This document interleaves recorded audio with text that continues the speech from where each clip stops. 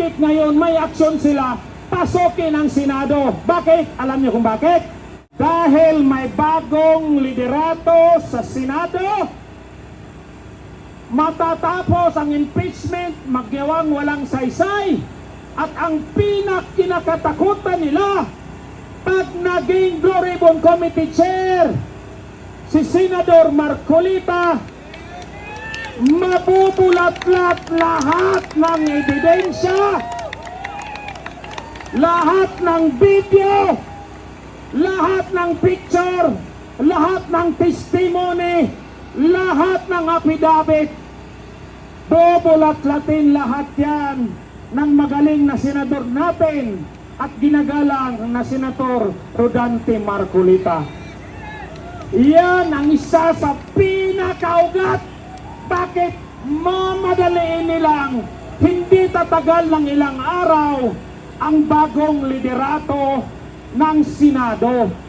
Dahil under Senate President Alan Peter Cayetano, pwedeng lalabas ang katotohanan na pilit nilang pinagtakpan.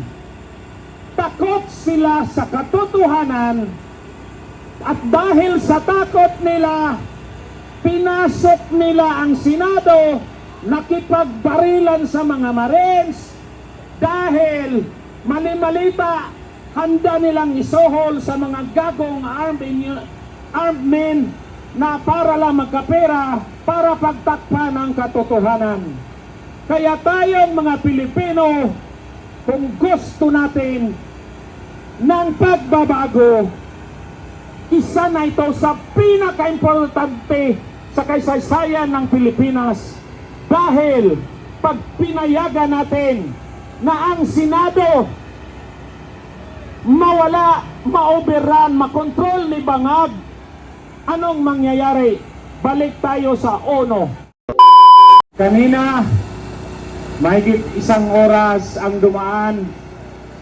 Narinig ko ang putok. Sunod-sunod na putok. Alam kong baril agad ang narinig ko dahil lumaki ako sa Mindanao. Ang Mindanao ay gira, agahan, tanghalian, hapunan, minsan walang tulugan, gira. Kaya karamihan sa mga Mindanaon walang makain, walang pag-asa pumunta dito sa Maynila. Pero ngayon nakita na natin gaano pala nakakatakot pag may barilan. Sabi ko sa sarili ko, naramdaman ng mga senador natin ano ang takot na naramdaman ng mga Mindanaon kahit sa mga Kabisayan na palagi na lang doon ang giyera. Ngayon, mismong sa loob ng Senado, pinasok na ng putukan. Bakit? Dahil ang korupsyon, ang batas, wala na. Puro na lang kriminal, puro na lang nakawan, puro kahirapan. Kaya ayan, umakyat na dito sa Metro Manila. Ang Senado ay isang pinakamalaking institusyon ng Pilipinas. Subalit nakita natin, hindi nila basta-basta maproteksyonan dahil pinabayaan natin na mismo ang gobyerno ang namuno sa atin ang mga kriminal. Mangyayari ba yan kung si Tatay Digong ang presidente? Minsan man, kalaban ni Tatay Digong sa politika, hindi niya ginaganon. Except sa mga droga tulad ni dilema, naglalaro sa droga. Pero never si Tatay Digong ginawa niya sa kanyang mga politikang kalaban para lang takotin, para dukotin o patayin dahil sa politika. Ang tapang ni Tatay Digong nasa tama at nasa ayos. Pero ang tapang ni Bangag, ang tapang ni Torre, ang tapang ni Matibag, wala sa ayos. Pera, pera at pera. Kaya nagkalitsi-litsi ang mga Pilipino, ang bayang Pilipinas, dahil nangunguna sa isip at isipan ng mga liderato natin, pera. Ibalik natin ang prinsipyo pagmamahal sa kapwa Pilipino as number one values of our leaders. Dahil kung merong ganyang leaders tulad ni Tatay Digong, sana ang mga natatakot, ang mga kriminal, mga adik, mga korap at magnanakaw. Pero sa gabi nito, nakita natin na ang natatakot ang mga senador, ang mga elitista. Bakit? Dahil ang liderato natin ay sirang-sira na sa loob. Wasak na sa loob.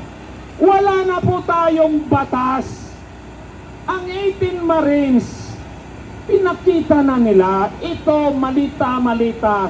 3 taon kaming nag-deliver ng nakaw na pera. Anong ginawa?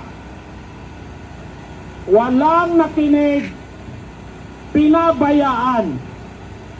Pero bakit ngayon may aksyon ang mga putang inang demonyong kriminal? Bakit ngayon may aksyon sila pasokin ang Senado? Bakit? Alam niyo kung bakit? Dahil may bagong liderato sa Senado, matatapos ang impeachment, magyawang walang saysay, at ang kinakatakutan nila, pag naging Blue Ribbon Committee Chair, si Senador Marcolita, mabubulat-lat lahat ng ebidensya, lahat ng video, lahat ng picture, lahat ng testimony, lahat ng affidavit. Bubulat-latin lahat yan ng magaling na senador natin at ginagalang na Senator Rodante Marcolita. Yan ang isa sa pinakaugat. Bakit mamadaliin nilang hindi tatagal ng ilang araw ang bagong liderato ng Senado? Dahil under Senate President Alan Peter Cayetano, pwedeng lalabas ang katotohanan na pilit nilang pinagtakpan.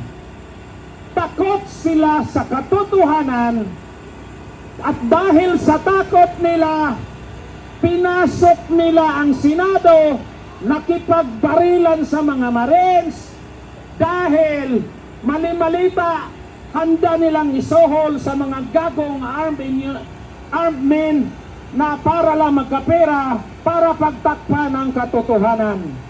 Kaya tayong mga Pilipino, kung gusto natin ng pagbabago, isa na ito sa pinaka-importante sa kasaysayan ng Pilipinas.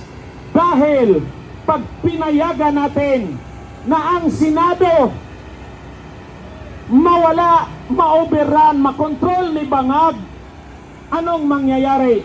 Balik tayo sa ONU. Kaya sa lahat ng nakikinig, punta na kayo dito sa Senado.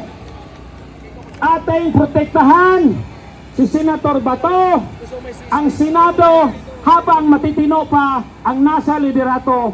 Maraming salamat. Maraming salamat, Punta naman yan dito. Kuya John.